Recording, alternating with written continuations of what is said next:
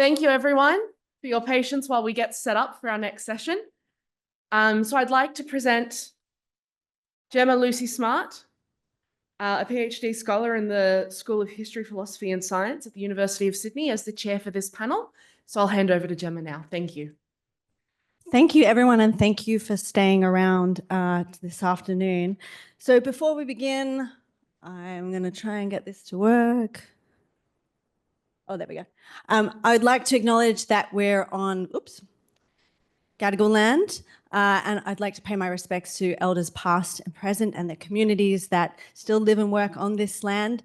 The University of Sydney has been a place of learning for a very long time. It's only now the University of Sydney, and for thousands of years, the First Nations peoples of this land have shared and exchanged knowledges across innumerable generations for the benefit of all.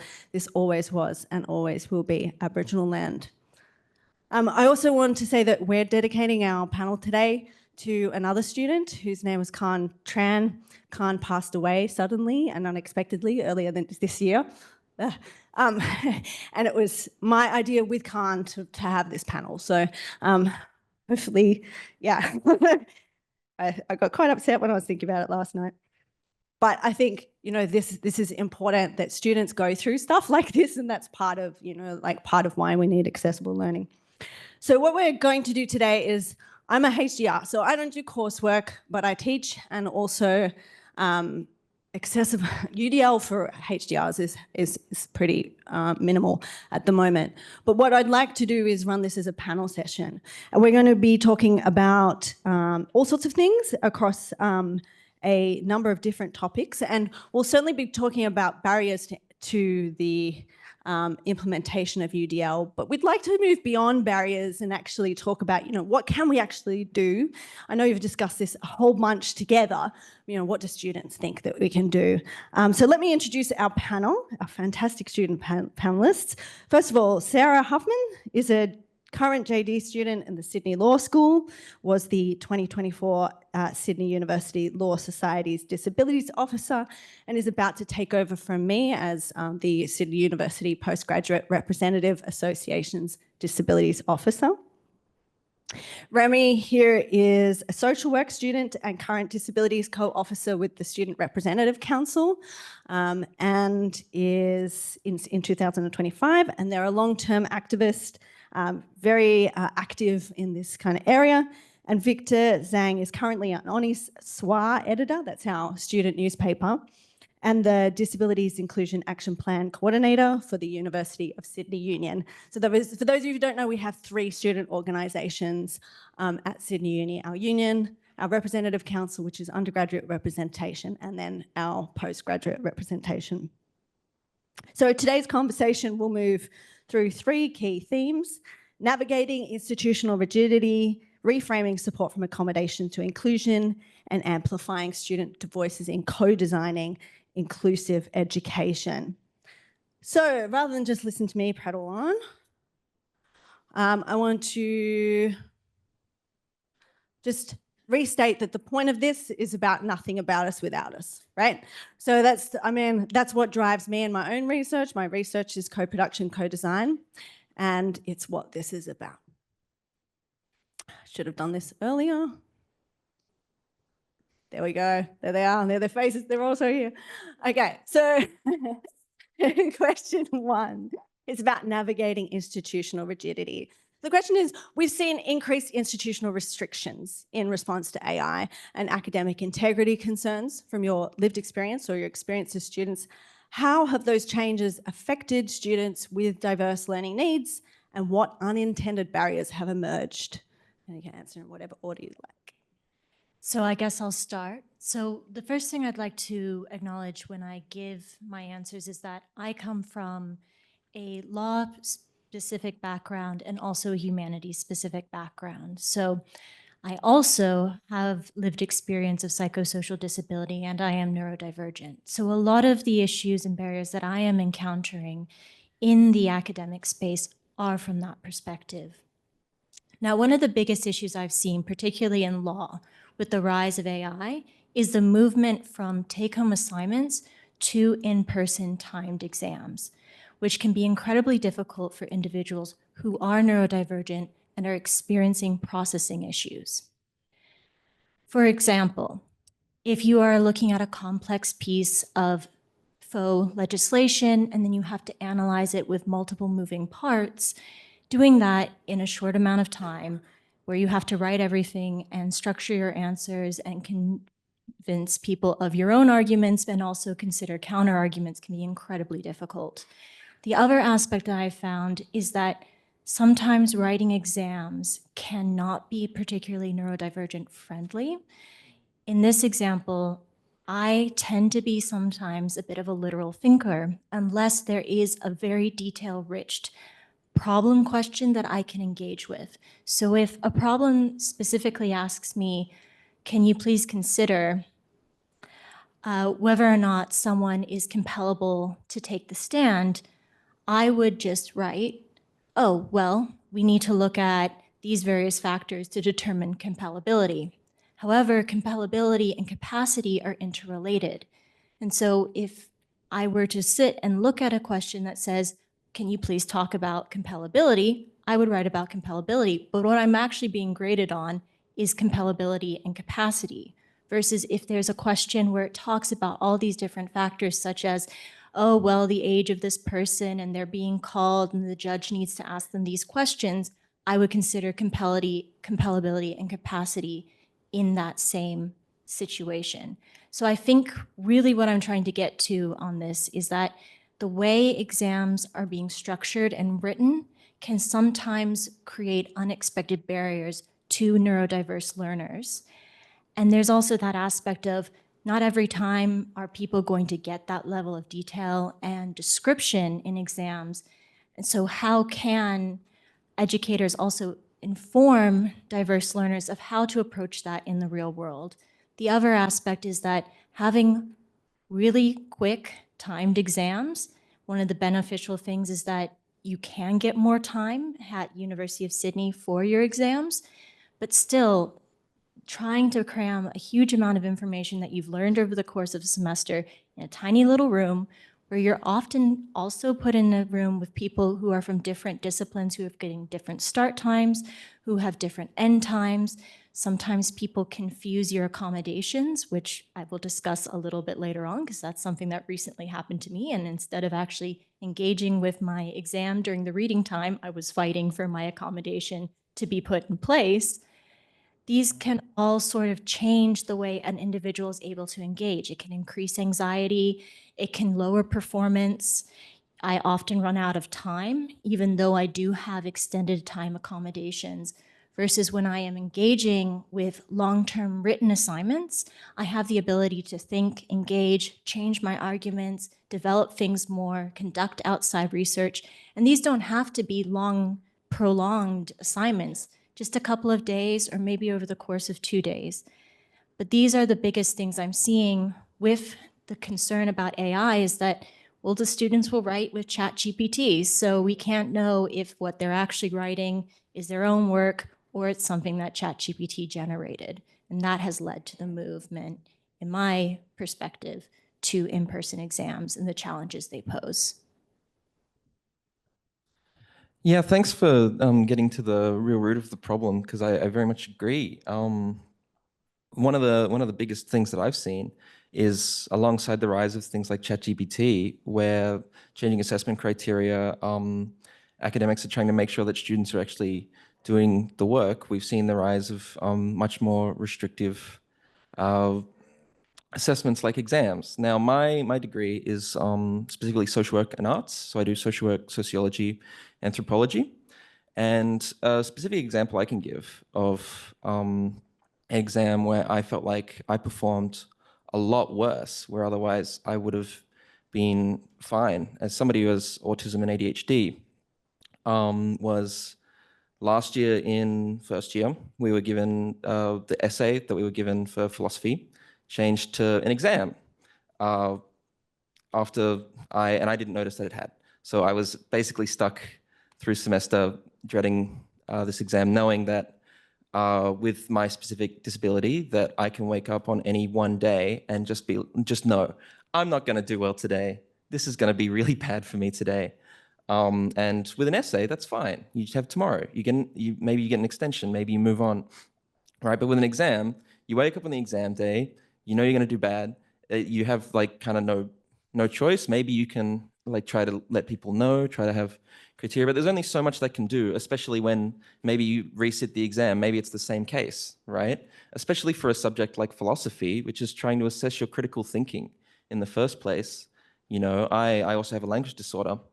Half the time, especially under pressure, when I read a sentence, I've just totally read the sentence wrong. And I don't even realize until like hours later that I've read the sentence wrong. It happens all the time. Like I'll respond to a text message wrong or something, and I'll be like, oh, my mistake. I thought you said this. Doesn't really work like that with an exam. So it's not just me though. Like I hear it time and time again.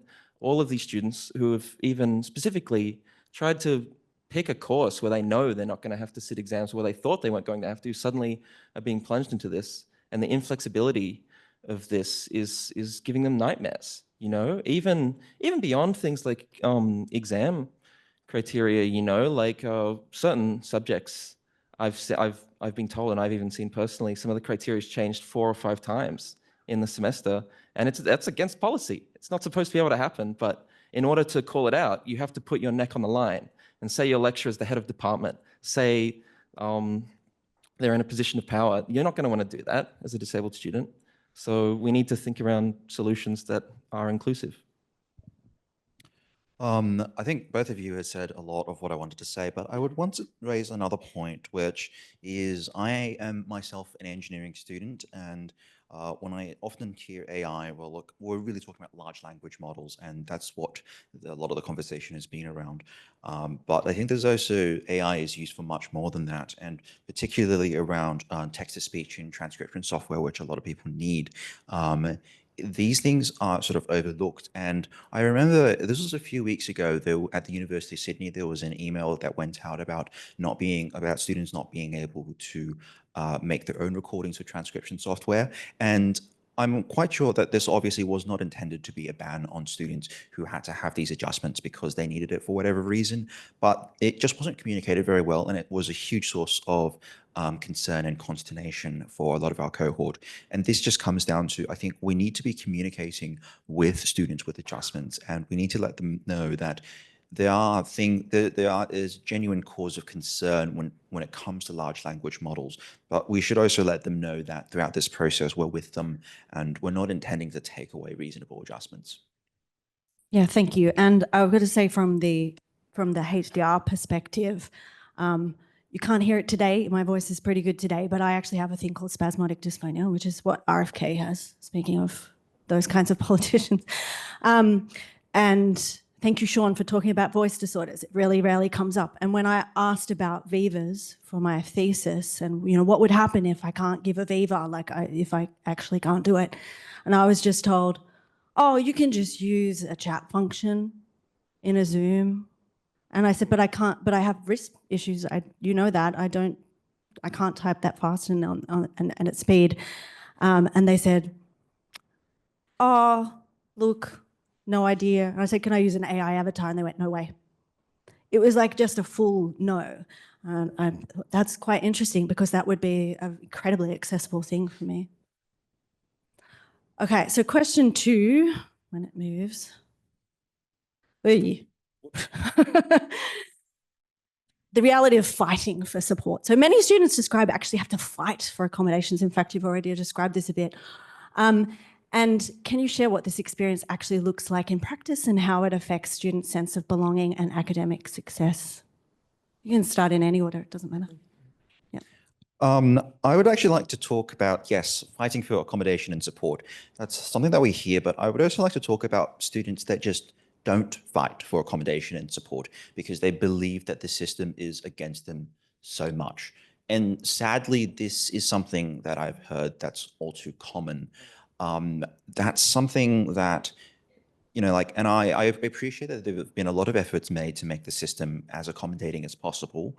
But having spoken to the Inclusion and Disability Service team, they've reported that this year there's been an 100% increase in the number of cases that they've had to have. So there was a lot of systems under a lot of strain here.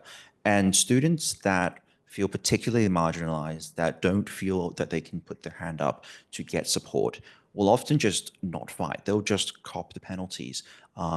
They will, and in the worst cases, that they will just not drop out of university altogether. So I think that we also need to be talking about people who are falling through the cracks here.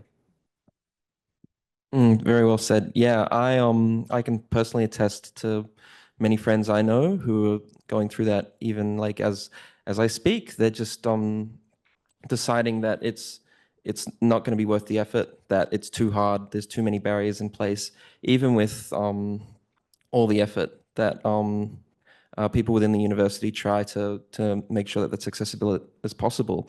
And a big reason behind that is just even getting a diagnosis can be impossible.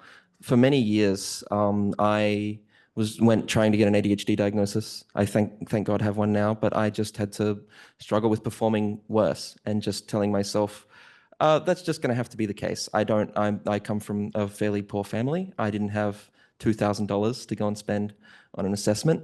Universities don't really offer assessments, and where they do in very limited numbers. Like at University of Sydney, the only way that you can get a psychiatrist through the uni is through student-led assessments at a very specific time of the year and very specific numbers. And it's just like what's really the point of making our systems so accessible within the uni if then people don't meet the criteria to access them in the first place, even if they are clearly struggling, right? Even if they like it's we talk a lot about the social model of disability, which shows that students aren't inherently, disability is not an inherent part of us in a certain way. It's the way that our environment affects us. It's the way that barriers in society are set up. What is that if not like a barrier? We're not like it's trying to look at it through the trying to look at it through the social lens and then trying to come up with a solution through the medical lens almost, I feel. Yeah. Thank you. So a little bit off this point, but related to it, I think another big issue is that a lot of students don't know when they need support. So for example, students who are living with silent disabilities or have mental health concerns who don't think that they're quote unquote disabled enough to get support, that can be a huge barrier. And the ability of inclusion and disability services at various organizations, be it higher education, primary or secondary education, to come forward and say to students, here are the various conditions, and they are not exclusive, they are inclusive, that will allow us to give you support would be incredibly helpful. Also, if there's special consideration issues where people's applications are pushed backwards, getting information about why they haven't been successful, what further documentation you need to include. There's other issues where people get concerned about privacy, how much information they need to include. I'm not ashamed to talk about the fact that I have bipolar disorder. I'm not ashamed to talk about the fact I have OCD. I'm not ashamed to talk about the fact that I have ADHD and autism. But when I do special considerations, I am happy to have that specific information on my documentation from a doctor to turn into the special consideration office. Other students do not want their private information shared in that way. And if they just get a general sort of student needs support in this area for X amount of time for blank medical condition, there is concern that their application will not be taken seriously and could get rejected, or the professors won't take it seriously. Another aspect that I think is also quite important to realize is that training of proctors when it comes to in-person exams. As I mentioned earlier, I was recently in an exam where it was a multidisciplinary room. There were various students from the sciences in there. There were students who were also in law. There were students who were doing law exams that had various start times for reading time versus other exams that had different start times. I should have said start times after reading time. So maybe like 10 minutes, you had reading time and then you start your exam, and then other exams were 30 minutes reading time and then you start your exam. Also, seating numbers were an issue. So you just had your seat number projected up on the board, your start time and your finish time. And so I get into the exam, I look at the board and I think, that's strange. I'm in seat number X and it's saying my ending time is, ended up being a 3-hour exam, 3-hour and 38-minute exam. It's saying I'm supposed to be finishing at 8:25, but my accommodation is supposed to be until 8:38. What's going on? So I'm sitting here thinking, oh my God, did I misremember it? Am I the problem? Is there some sort of issue? Do I just cop it? Do I just like not take those extra 13 minutes and just try to power through? And I thought to myself, no, I have these accommodations. These are in place to help me learn, and I'm going to say something about it. So I turn to the proctor, and this is during reading time when I'm supposed to be focusing on my actual exam. And I go, excuse me, like, I think, there's an issue with the, because I'm nervous, the thing on the board and my actual accommodation. I'm supposed to go to this time. And she's like, okay, I'll go check. So she goes up, she checks with the paperwork. She brings the paperwork down to me. She says, well, your accommodation says this. And I said, that's not me. That's a different person's name. She has the sheet. So God help me if I was blind. She has the accommodation sheet. She's like, oh, your name is, let's just make it a name, Julia. And I'm like, I'm not Julia. My student ID is right here. I'm Sarah Huffman. Can you please get my proper accommodations? So meanwhile, Julia in Y gets her accommodations changed because she confused the two of us. So that's not only disruptive for myself, but it's disruptive for another student. And so sort of circling back to all of this is that not only is it just including accessibility in learning specifically within the classroom, but it's also coming to examinations and all the different levels where issues with accessibility can fall through the cracks in unexpected ways. Thanks. Yes. And, I will mention that all of us fight for support, not just for ourselves. We're all 3 of us, or 4 of us rather, I can count, do so at both a university level and also nationally, right? So one of the things that I've heard a lot in every session I've been in is about these kind of proactive inclusion instead of reactive accommodation. So we're talking about accommodations now. So if universal design for learning principles were genuinely implemented from the start, not like ad hoc, like you're describing, Remy, how might that actually reduce the need for the individual accommodations? Do you think it would reduce the need? What would proactive inclusive design look like in your ideal environment? All right, so I'll give a little start. One aspect I think that's really not considered enough is transcripts when it comes to recorded lectures. So those are 2 issues separately. One is that sometimes various classes do not record their lectures, which can make it difficult for individuals who have processing issues or auditory processing issues, or for individuals who, because of disability or other commitments, are unable to attend lecture in person for various days. They miss out on learning. Then, when you do have lectures, especially at the University of Sydney, we use the Echo platform. And so that just gives us raw transcripts instead of checked transcripts. So if the audio picks up something that the professor says and it's not quite what was actually said, you get different types of information, which can be incredibly difficult for individuals who are deaf.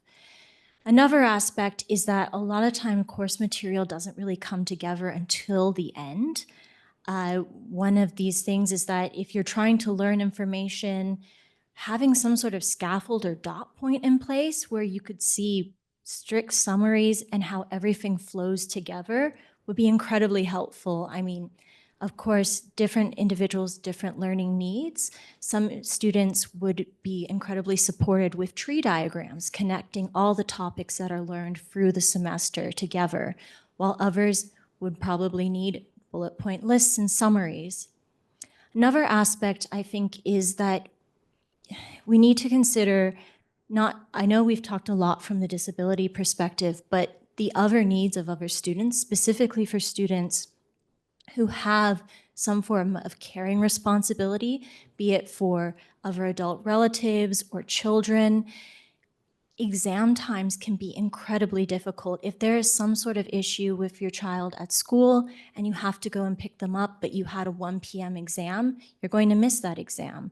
Or if something happens along the way, on your way to the exam, and you're a carer, then you might not be able to make it. And so trying to see if there's a way to work with people in order to have some form of afternoon exams or some way to make up exams, which is still upholding academic integrity policies, but is allowing students to effectively learn.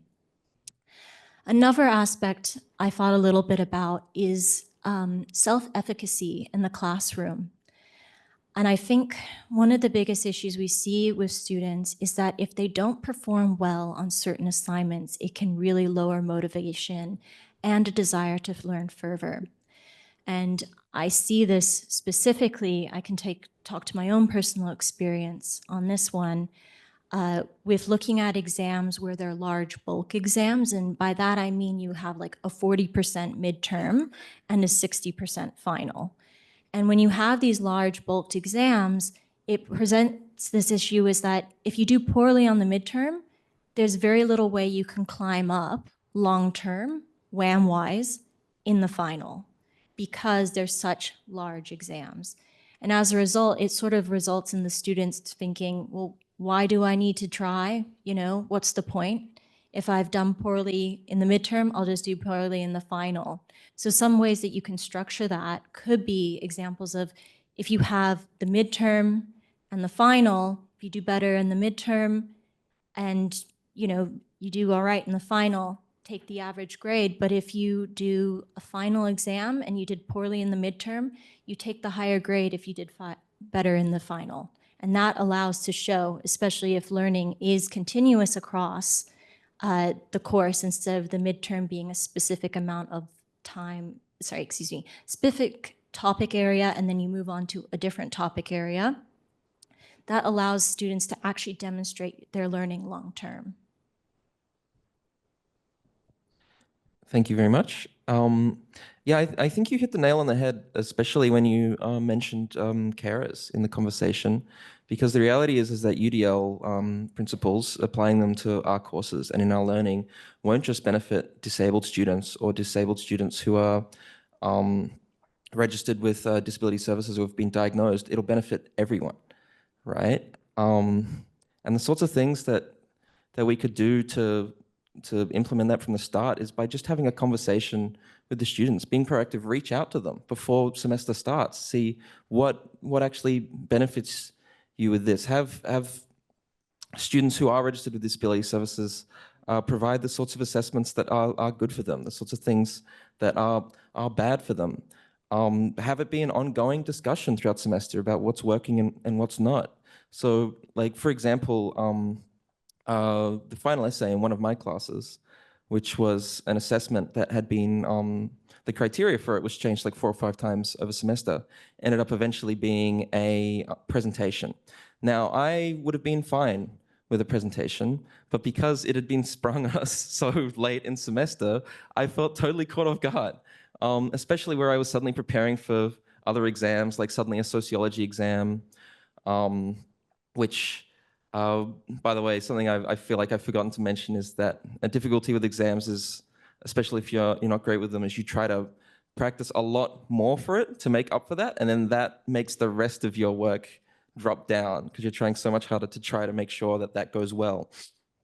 But what would have avoided this whole catastrophe is if from day one, the lecturer of that class had just talked to the class, said, hey, I'm worried about AI, I'm worried about these things and how I'm going to be able to assess your work.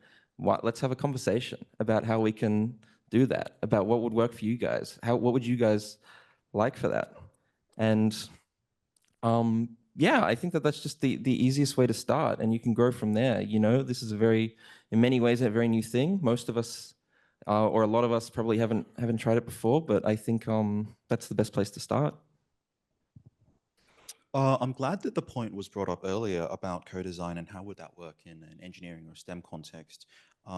Myself as an engineering student, I would say, just speaking from my personal experience, I've found that people with a disability, people with care responsibilities, the resilience is much stronger than you actually think it is. They've come up with ways, in absence of support, in supporting themselves and each other. And I think we'd be looking at what are they doing outside of contact hours. I would say in a lot of the engineering courses that I've done, I found that my small community of people that I've worked with very closely throughout my entire degree, we've come up with ways in which we're finding ways to teach each other, making our learning more effective and efficient for us. In particular, I think when we were doing software-related units, each person we would just delve quite deep into one concept and we would explore all facets of it ourselves, and then we would teach each other. Another person would be doing something else similar, and we would teach each other those concepts. And I'm sure others would have come up with different ways to make their learning more effective. So it would be just talking and having an open conversation. What do you do in non-contact hours? And incorporating and learning from that, incorporating that into design. I think the other thing about proactive inclusion is to look at the economic reality of most students. Most students now, with or without a disability, have to work, most of them full-time. In my work combined, I will end up working close to full-time, and I have to study part-time, and I think that's just the reality of it. And we get to this conversation about timetabling. And for a lot of students, the finalization of their timetable just happens way too late, and it creates massive disruptions in their work hours that they have to balance with their study hours. And I think we need to have a conversation around this and how do we actually move. And I don't think this is really going to change. If I'm going to be honest, we have a brave new economic reality to face, and we need to have an honest conversation about that. So we're sort of running out of time. So I'm going to combine the last two questions, if you can all be brief, just so that we can get to questions. So the last two questions are really about like how can we actually do, and I hate the word consultation because I do co-production and co-design, so I hate it, but like universities use this term, student consultation. How are we going to do student consultation? And usually they're talking about using students as objects. And the last question was about, what would your message be? So I'm guessing that your message is actually a little bit about this. So yeah, if you would like to go in and maybe have that final comment. Yes, so we're returning to this point about resilience, and disabled students and students with care responsibilities have really found a way to make a community of their own and to support each other. At the University of Sydney, for undergraduates, we have the Disabilities Collective, and for postgraduates, we have the Disability Inclusion Network. And we've really come together in the actual grassroots spaces to create solutions for each other in the absence of other solutions. So no matter at what university you are, there are groups of people out there who have a lot to say, and they have created solutions for each other. And I think it's absolutely worth listening to them and involving them in every step of the process. At the University of Sydney, the DApp manager, Dan Smith, has been incredibly gracious and knew to contact us and knew that our voices should be elevated. I hear a lot of discourse about student as partners. And I think the thing that's always bugged me about that discourse is students were not already partners, then what are they? Customers? And so I think we need to go back to this idea in terms of at the level of governance that staff, and it's not just for students, also that the level of governance is that since the 80s and 90s, we've moved away from this model of collegiality of staff and students being actively involved in decision-making to a model of managerialism, where a professional core of managers are the ones that are empowered because they have a certain skill set in making those decisions. And I think what we've seen across every university is that there's discontent in this, and oftentimes it does not result in desirable outcomes. I agree with pretty much everything you said just there. I think often there's this. We're very lucky to be able to attend things like DIAP meetings at our university, and we're very involved with disability services and trying to push forward for better things for students on this campus. But not everywhere's quite so lucky. So I think often we see this tendency for universities to want to just like pick the most convenient like leader of disability on their campus or something, or like a very hand-picked selected committee of disabled representation for students that is just kind of going to be easy for the university. They're not going to tell them like ask the hard questions or put forward the hard answers. They're just going to try to go through if maybe they're even already having a great time at the university, perhaps, right? Authentic, meaningful consultation looks like fostering democratic spaces for disabled students and students in general. Having students come together in their spaces, in their communities, and discuss with each other meaningfully what they want, and then put forward the representation that they decide for the university. And anything less than that, you're always going to be fumbling around in the dark for the real answers about what students actually care about and what's actually going to be helping disabled students. I think if I could sit down with educators, administrators, and policymakers right now, I'd say exactly that. But I'd also say that we need to make sure that we're giving academics more than just training, but we need to be giving them resources to actually be developing UDL. We need to not be cutting courses. We need to be making sure that lecturers aren't just the only person and running the whole course, but actually have like a team of people with them that they can work together with to develop something meaningful. They have the time to do it. There's no use if you have an expert, say in UDL, running a course, but they have barely any time to even get breakfast in the morning because they're marking all their papers by themselves or anything. They're not going to be able to do anything meaningful for students. So we need to make sure that we're actually looking at not just the people who are teaching the courses, but how that's like being facilitated. How are we giving them the best opportunity to provide the best experience for students in their learning? So I think Victor and Remy have put things very perfectly. My last thing I would just add is that I think the most important thing is to combat student shame around needing support. I find that oftentimes, if I were to have a conversation with a student, I would describe my own issues, they would say, oh, I'm dealing with that too. Like, where do I go from this? And so I think sort of roping this all together, student organizations having conversations, just little yap over coffee, can help individuals realize A, they're not alone, and B, what needs to change so student representatives can then go to universities and discuss what change is needed. Amazing. Thank you, everyone. So we have a few minutes for questions now. There's a question right at the back. Sorry, can you hand up? Thank you. Hey, I really enjoyed your presentation. Thank you. I'm a student as well. I don't know exactly how I ended up here. Like, I'm registered with disability services for a physical disability, not a neurodivergence. What kind of accommodations could UDL be doing for people with physical disabilities? Because I feel like the neurodivergent or the learning type and the emotional type disabilities are getting a lot of airtime, which they really need because it's been neglected. But what about your straight up physical disabilities, your chronic pain, your chronic fatigue, you can't walk, you've got problems with your muscles? I feel like that's now being neglected. So yeah, like what, and I know you guys are the ones who address that. So what do you guys do for that? Because I want to go back to my uni and back to our student services and deliver all this back to them. Yeah. So I want even more from you guys that I can then take back to my uni and say, listen. So I'll just make a really quick point because I am not an expert in this area, but I think one of the biggest issues we might need more support around is distance learning options, especially in practical degrees. So one of the biggest barriers that I've encountered, and specifically in law, is that, well, it's a practical degree, so you need to have in-student representation. And you'll talk with lawyers who have MS. I mean, they're not in the office every day. So, and various universities like Macquarie offer distance learning options for students. So these options are available, but they're not being implemented at various universities.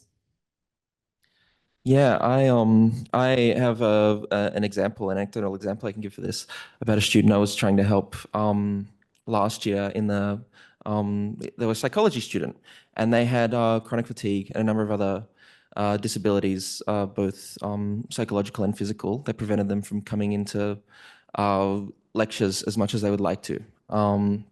Now, for the psychology class they were taking, there were 5 lectures a week. They'd been given mandatory attendance to do that. Now, no matter how much they talked to their lecturer, no matter how much they asked for consideration, the lecturer eventually finally gave in and said, you can have consideration, but you have to apply individually for every single class you're going to miss, right? That's absurd. It's just, so I think distance learning is a big one.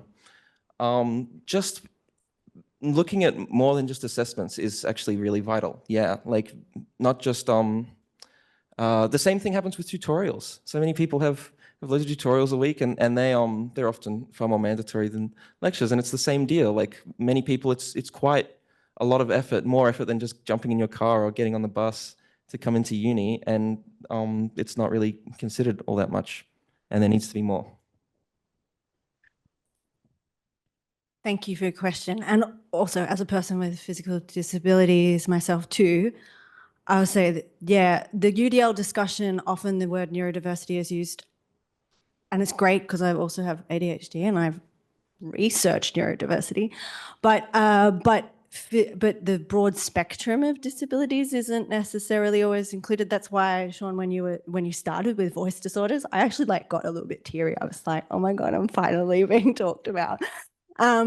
Because often when the university policy, which then relates to, national policy about, attendance and whatever, because in Australia we have TEXA, who says, especially for international students, they have to have a certain amount of face-to-face time, and then professional degrees, so on as well.